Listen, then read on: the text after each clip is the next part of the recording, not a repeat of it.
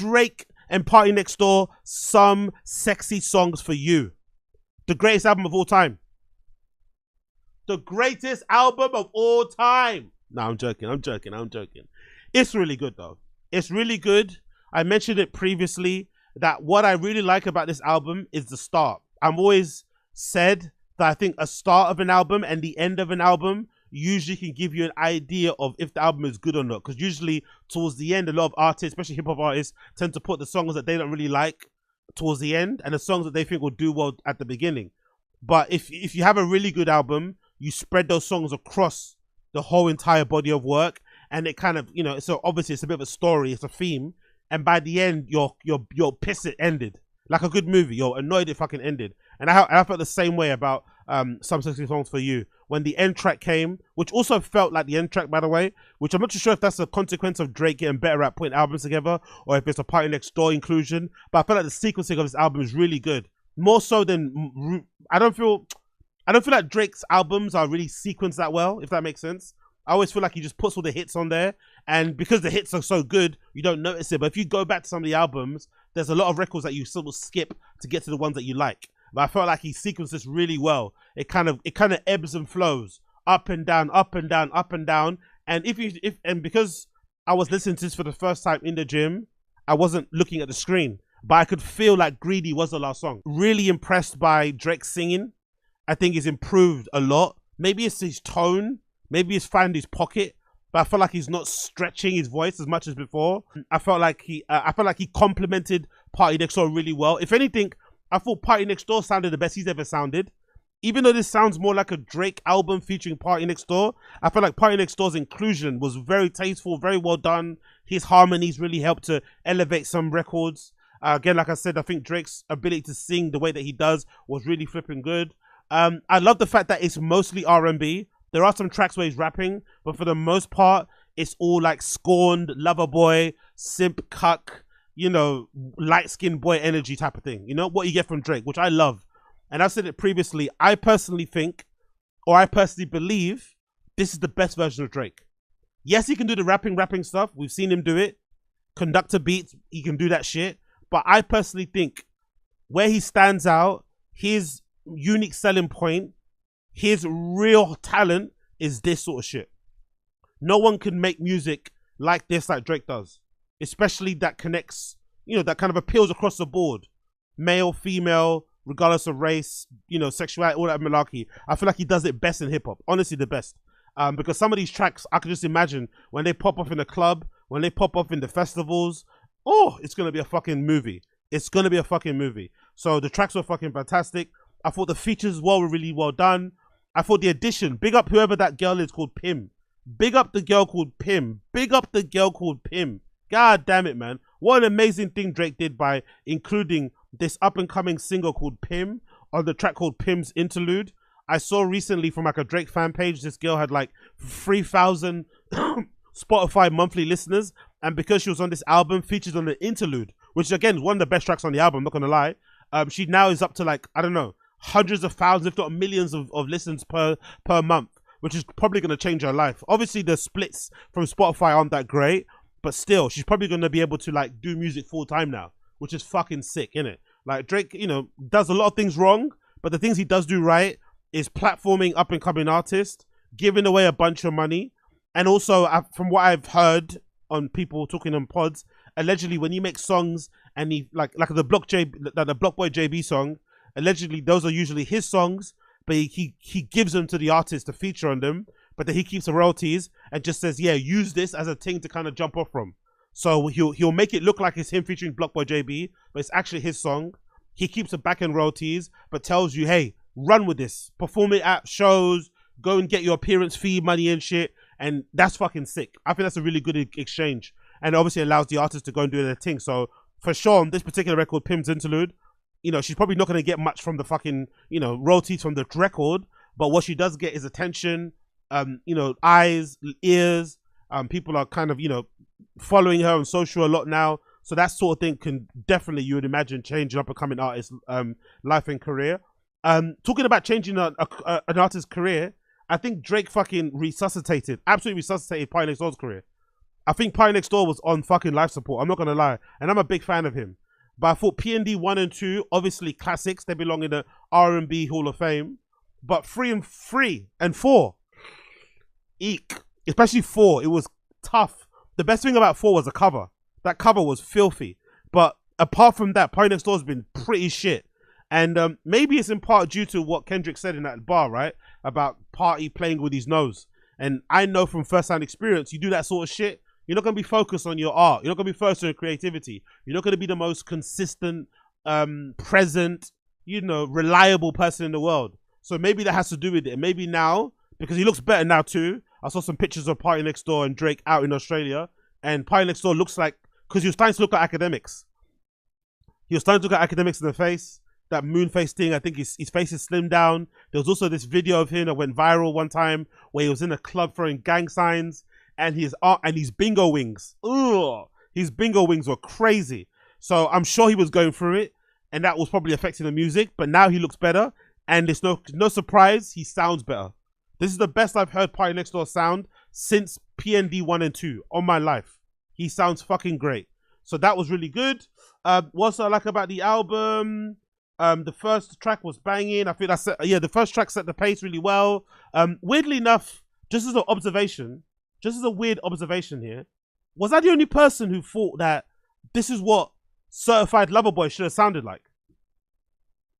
Maybe I went into Certified Lover Boy too much thinking of the title. I was looking at it too literally, but I felt like Certified Lover Boy should have sounded like Some Sexy Songs for You, I was expecting like baby blue, pink, light skin boy music on Certified Lover Boy. Instead, we got like a smorgasbord, a mishmash of things, But I thought Something for You was a perfect way to do it. So much so, I think going forward, I think if I was Drake, or if I can have his ear, I think what he's best at, I think what he should do with these albums is this. Because we know he's good at doing the R&B records, singing stuff. We also know that he's good at rapping. He's obviously shown us with the Kendrick beef and some of the records he's done with Conductor that he can do rapidly rap stuff, right? He's definitely shown that. And he also could do the world music thing, right? With the, Amapiano, Afro house sort of stuff, right? I personally think, in my personal opinion, this. I think going forward, Drake should have separate albums. Have each album be a thematic, style-wise, genre-wise. So if he wants to do rapidy rap similar to like For the Dogs, cool. If you want to do an R&B album, it has to be, if you want to do R&B songs, have to be a whole R&B album similar to Some Sexy Songs for You. If he wants to do like a world record, right, ones that appeals to the globe, honestly, never mind. But I don't think he can do all those 3 genres in one album. He can't appeal to everybody. I think that's why he doesn't have a classic album in some people's opinion. I think because he's trying to do too much on one album. And the people that want to hear him rapping, hear him singing and get pissed off. The people that want to hear him singing, hear him rapping, they get pissed off. The people that want to hear him on house stuff, hear him rapping and singing, they get pissed off. So I feel like his best way to go forward now is just to drop albums like this, thematic, that's like, hey, this is 100% R&B or R&B themed in that kind of pocket. This is backpack hip-hop shit. This is world music, electronic music, dance music, house, da-da-da-da. That's why I think you should approach it. I think that's a better way to go do it going forward. But maybe it's harder said than done when you're an artist of his level. And maybe if you take time between albums, you feel like you need to give your fans everything because they want everything from you. But I feel like this album bangs the way it does because of that. I also feel like this album bangs the way it does timing-wise. Because I can speak for myself as a fan of both Kendrick and Drake. I am fucking fed up and tired and bored and over the beef. I don't care. I don't care to engage in any discourse in it whatsoever. I'm fed up with it. I want both artists to move on and shine and do their thing. I'm fed up of it completely. So, when I heard this album and I heard what it sounded like sonically, it made me smile because oh, thank God. We're not going to go back into fucking sending shots again. Don't get me wrong. There are some sly shots, sly jabs here and there. But for the most part, his focus is on the bitches. His focus is on the bitches, which is what it should be. And I feel like the next album, weird enough from Kendrick, will probably be one of his best too. Because he knows now it's fully over. I think he even said it as part of the Super Bowl halftime performance, right? Game over. It's done now. Let's all move on. Because I feel like what we've seen on Some Sexy Songs for You is a demonstration that only Drake can do what Drake does, and only Kendrick can do what Kendrick does. I don't think Drake could make GNX, and I don't think Kendrick could make Some Sexy Songs for You. I think that's what makes him so special. They both can do their own thing, but if needed, if you push them, you probably could get something out of Kendrick in the Some Sexy Songs for You lane. Like some of those records he did with SZA were pretty fucking fire. So you never know. He could kind of throw a little bit of a wobbler here. But you don't go to Kendrick for Drake sound, and you don't go to Drake for Kendrick sound. You go to them because of what they do specifically, which is again another reason why I flipping wanted J. Cole to be a part of the beef, because I felt like we would have seen some of the best music ever from those three, because they're definitely the top three, right?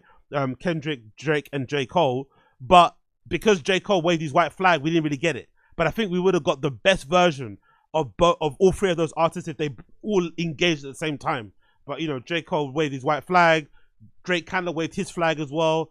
Kendrick kind of, slapped Drake around, so it was kind of over before it started. But regardless, now going forward, I'm loving what they're putting out. I'm loving what I'm hearing. And I feel like this album was very much needed. It was a good palate cleanser, and I enjoyed it immensely, especially while I was listening to it in the gym. I really did enjoy it immensely. One of my favorite tracks on this, one of my favorite flipping tracks on this album, which I'm actually going to play, I don't give a fuck. Two of them actually. Is Small Town Fame and Nokia. Let me go for Nokia first. Nokia, right? Nokia is it's crazy. Because that sounds weirdly like a Pharrell Neptunes type of beat. And I also feel like everyone's made, maybe it's me, but have you noticed that everybody's made a record like that? I feel like it sounds like Majid Jordan. It sounds like that Snoop Dogg song, Sensual Seduction. It sounds like that Fabiana Palladina album that I was sucking off. It's that everyone's, I feel like in the last 18 months, everyone has made a version of Nokia in their own very interesting way. There's also a fucking, there's also a record by Bad Bunny. And who's the guy called again? Let me see if I've got the name. There's a record by Bad Bunny and this other guy that also sounds the same as Nokia. Let's see if I can get it up on here. Is it Bad Bunny? I feel like this kid called, what's his name? Tanny. Am I the only one that thinks Tanny and Tanny Mojabi Ghost and Drake Partynextdoor Nokia sounds kind of similar? They're all kind of the same sort of pocket. Maybe I'm bugging out, but let me play a bit of Nokia and then I'll play Mojabi Ghost and you'll see what I'm hearing, see what I mean. Hopefully I don't get blocked. I don't mind if I get copyright strike, but don't block me, bloodfucker. But this is Drake Nokia from Some Sexy Songs for You. Let's go. Who's calling that shit? Who's calling that shit? Who's calling that shit? Who's calling that shit? Who's calling that shit? Yeah. OVO Sound 2025. Let's go. Who's calling that shit? Is it Stacy? Is it Becky? Is it Keisha? Is it Ashley? Was it Danny? Is it Party? Where's the function? Where the fuck the function? Where the fuck the function? The way I feel right now, I feel like we need to be all alone. So if you just playing around, you need to tell your girl, take a fine ass home, and that's real. Stop teasing me. Stop teasing me. I could change your life so easily. I keep begging you to stay, but you're leaving me. Leaving me. We got sticks in the club illegally. We got 6 side, they believe in me. We got members east of the DVP. We got members west on the 401. We got a lock on the game, but there's more to come. You gotta pop that ass till the morning come. You want shots for the girls, they don't order some. Who's calling it? Who's calling it? Who's calling that shit? Who's calling that shit? Who's calling that shit?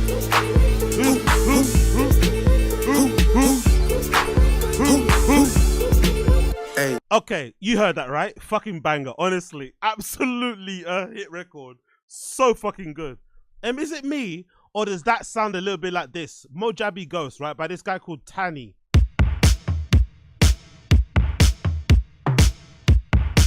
Tanny featuring Bad Bunny, Mojabi Ghost.